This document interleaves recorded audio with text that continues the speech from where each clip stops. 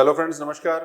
10 minutes GK series में आज हम बात करेंगे भारत के उपराष्ट्रपति के बारे में। जैसा कि आपको मालूम होगा कि हम कॉन्स्टिट्यूशन की सीरीज बना रहे हैं। कॉन्स्टिट्यूशन की सीरीज में कोशिश कर रहे हैं कि एक एक टॉपिक को हम जो है तफसील से लें, लेकिन 10 मिनट में उसे पूरा करने का प्रयास करेंगे और उससे जुड़े हुए सभी पहलुओं पे हम चर्चा करते आ रहे हैं। तो कॉन्स्टिट्यूशन बनने से लेके आर्टिकल 1 से लेके हम बढ़े आ रहे हैं। हमने पार्ट फर्स्ट किया, सेकंड किया, थर्ड किया, फोर्थ किया, फिफ्थ पार्ट कर रहे हैं। फिफ्थ पार्ट कॉन्स्टिट्यूशन का सबसे बड़ा पार्ट है, जिसमें करीबन 100 आर्टिकल्स है। 100 आर्टिकल्स में संघ सरकार के बारे में चर्चा की गई, संघ सरकार की कार्यपालिका, संघ सरकार की विधायिका और संघ सरकार की जो है जुडिशरी। तो संघ की कार्यपालिका के 5 पार्ट हैं: राष्ट्रपति, उपराष्ट्रपति, प्रधानमंत्री, मंत्रिपरिषद, महान्यायवादी और नियंत्रक महालेखा परिषद। तो राष्ट्रपति के बारे में 4 पार्ट करने के बाद आज हम बात करेंगे भारत के उपराष्ट्रपति के बारे में।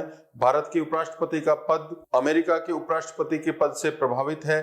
साथ ही साथ में ये जो चीज हमारे संविधान में जोड़ी गई है, ये विशेषकर कुछ लोग ऐसा भी मानते हैं कि सर्वपल्ली राधाकृष्णन से संविधान सभा के लोग काफी प्रभावित थे, तो ऐसा माना गया कि एक ऐसा पद बनाया जाए जो कि उनके अनुरूप हो, इसलिए उपराष्ट्रपति का पद दिया गया। उपराष्ट्रपति भारत का द्वितीय नागरिक है और इसके बारे में अलग अलग तरह के प्रावधान संविधान में किए गए हैं। आर्टिकल 63 कहता है there shall be vice president of India. Bharat का एक उपराष्ट्रपति होगा।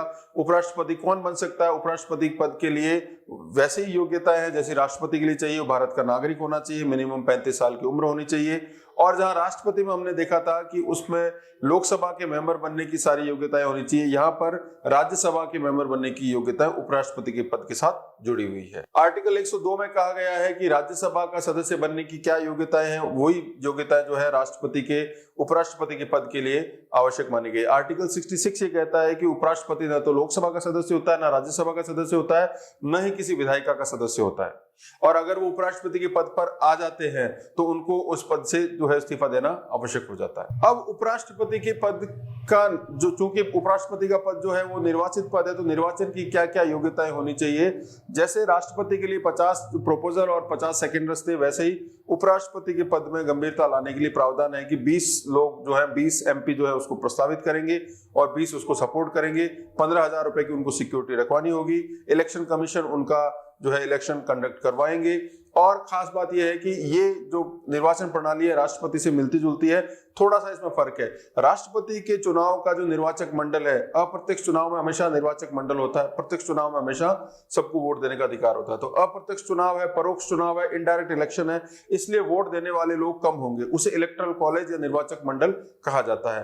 राष्ट्रपति के निर्वाचक मंडल में जहां लोकसभा, राज्यसभा के सभी निर्वाचित सदस्य और एमएलए इत्यादि थे, वहीं उपराष्ट्रपति के चुनाव में जो निर्वाचक मंडल होगा उसमें लोकसभा और राज्यसभा के सभी सदस्य होते हैं, एमएलए नहीं होते हैं।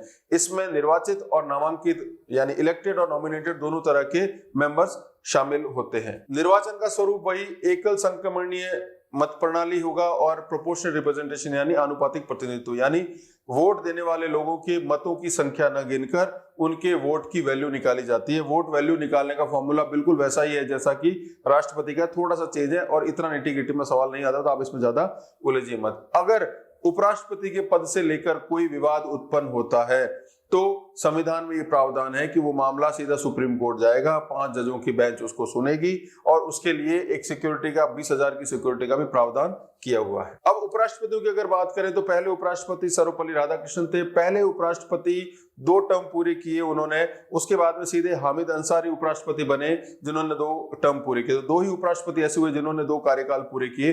5 साल का उनका कार्यकाल होता है। 5 साल के कार्यकाल का खत्म होने से पहले 60 दिन पहले ही उनके निर्वाचन की कवायद प्रारंभ हो जाती है। उपराष्ट्रपति का पद 5 वर्ष का होता है। 5 वर्ष के विदिन अगर उनको हटना पड़ता है तो या तो उनकी मृत्यु हो या वो विकलांग हो जाते हैं या स्वयं इस्तीफा दे देते हैं।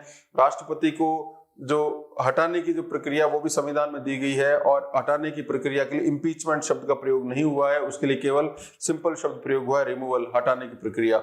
आपको याद होगा राष्ट्रपति को हटाने की प्रक्रिया इम्पीचमेंट कहलाती है, महाभियोग कहलाती है, जिसमें कैसे जो है उसका प्रस्ताव लाया जाता है लोकसभा या राज्यसभा में और दूसरा हाउस उसका इन्वेस्टिगेटिंग जो है हाउस बनता है। लेकिन राज्यसभा में ही उपराष्ट्रपति को हटाने का प्रस्ताव लाया जाता है। राज्यसभा से उपराष्ट्रपति का पद बहुत ज्यादा जुड़ा हुआ है, ये भी भारत के संविधान के संघीय ढांचे का एक प्रकार माना गया है। राष्ट्रपति के निर्वाचन के बाद उनको शपथ दिलाने का कार्य भारत के राष्ट्रपति करते हैं। उपराष्ट्रपति को शपथ राष्ट्रपति दिलवाते हैं। राष्ट्रपति के निर्वाचन के बाद उनको वेतन की बात आती है।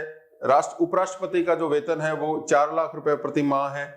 लगभग वैसे ही भत्ते उनको मिलते हैं जो राष्ट्रपति को मिलते हैं। आर्टिकल 64 ये कहता है कि vice president ex officio chairperson होता है राज्यसभा का, यानी उपराष्ट्रपति पदेन अध्यक्ष होता है राज्यसभा का। जो भी उपराष्ट्रपति होगा वो सभापति बनेगा राज्यसभा का। आर्टिकल 64 इसका मेंशन करता है। इसके अलावा आर्टिकल 65(1) में एक प्रोविजन है कि जब कभी भी राष्ट्रपति का पद जो है वैकेंट होगा तो उपराष्ट्रपति राष्ट्रपति का कार्य करेगा। तो ये तमाम बातें भारत के उपराष्ट्रपति के लिए बहुत इंपॉर्टेंट टॉपिक नहीं है। बहुत कम एग्जाम्स में उपराष्ट्रपति पे सवाल आते हैं, लेकिन हमें एक एक कॉन्स्टिट्यूशन का आर्टिकल पूरा करना है, इसलिए हम उपराष्ट्रपति के बारे में अपनी चर्चा पूरी करते हैं। आज के लिए इतना शुक्रिया।